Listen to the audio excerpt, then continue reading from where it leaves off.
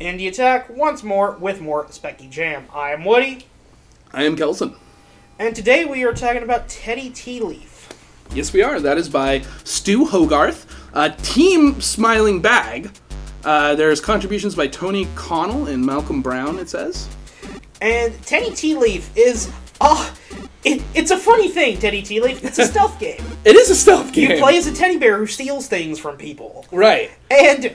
the ZX Spectrum and the Atari, that era is not an era you associate with stealth games. No. Both because of technology limitations and because the stealth genre didn't really exist until like the mid-90s. Right, we didn't... With your Thiefs and your Metal Gears and all that jazz. Yeah, it was almost like that was a sort of it was a way to expand games that were already being, pretty hammered into the ground by then. But, so, this is a weird sort of retro remake thing where somebody's taking this old school style and made a stealth game out of it. It's like a stealth, I would add, it's like a stealth cat and mouse game? Yeah, stealth. Sort of, if that can be a new genre name of some sort, because basically it's like every movement you make, there's a correlated movement with the people on the screen who you are trying to steal things from.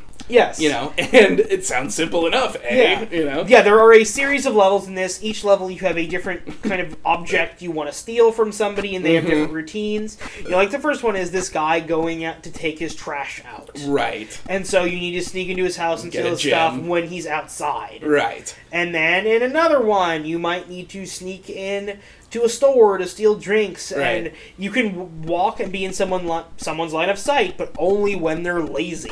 Right, exactly, yeah, there's a clerk, and yeah, exactly, when she's bored, then you can dash in, and when the other guy who's actually doing his job goes to another aisle, so there's a lot of planning ahead, and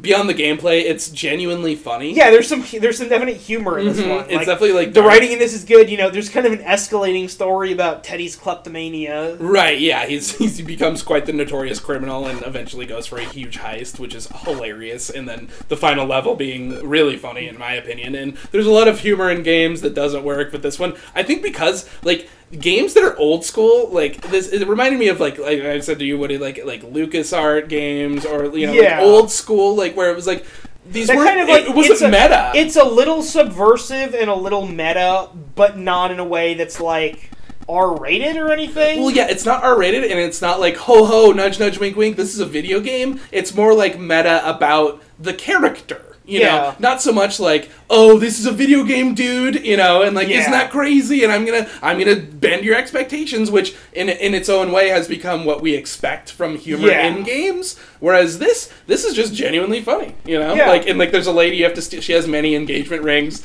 and you have to steal, and you have to sneak into her room while she's comfort eating, just stuff like that, where it's and that wasn't very nice, Teddy. No, yeah, and then they scold you, it's just I really enjoyed the game in all ways. Yeah, this is one that was it's such a funky genre combination, what it is. Mm-hmm. And it's one that really played well with the color, the vibrancy of the ZX Spectrum color palette. Surprising variety in levels and locations out of 15 colors, kind of a thing. Yeah, it really. This is kind of tied for me with the blob monster game, which I'm forgetting the name. Sorry, but the first game. Blob. There we go. These are my two favorites, I would say, because they're both really fleshed out. They ramp really well, and they also just explore what is so odd about the ZX Spectrum. Perhaps differently from some of the other stuff we played too, this has an end. Yeah. This game is a finished game. It isn't a concept piece or anything. Right. It's even Bug Eye Blob, which is that's a series of levels. Which as it is a series of levels. This is there's a narrative arc to it. There is a beginning, a middle, and an end.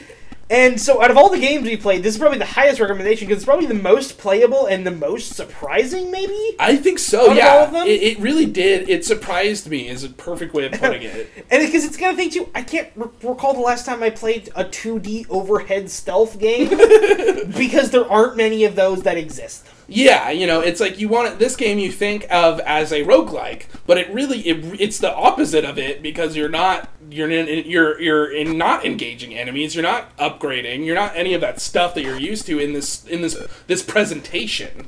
And I definitely highly recommend it. It's a real game. And I would love to see more of this. I think this game, I mean, I will say that the challenge is really high, too. I don't think we mentioned that. It's actually, once you get to the final level, it's like, it's pretty hard, you know? Like, you actually have to really memorize enemy patterns. You have to really figure out your strategy. Yeah, because it comes down to, like, the individual, like, minute movements. Yeah, individual movements really count, and sometimes you'll, like, literally the last movement will get you out the door, you know, which I think is just really, you know, like watchmaking. You know, this is like a really well designed game.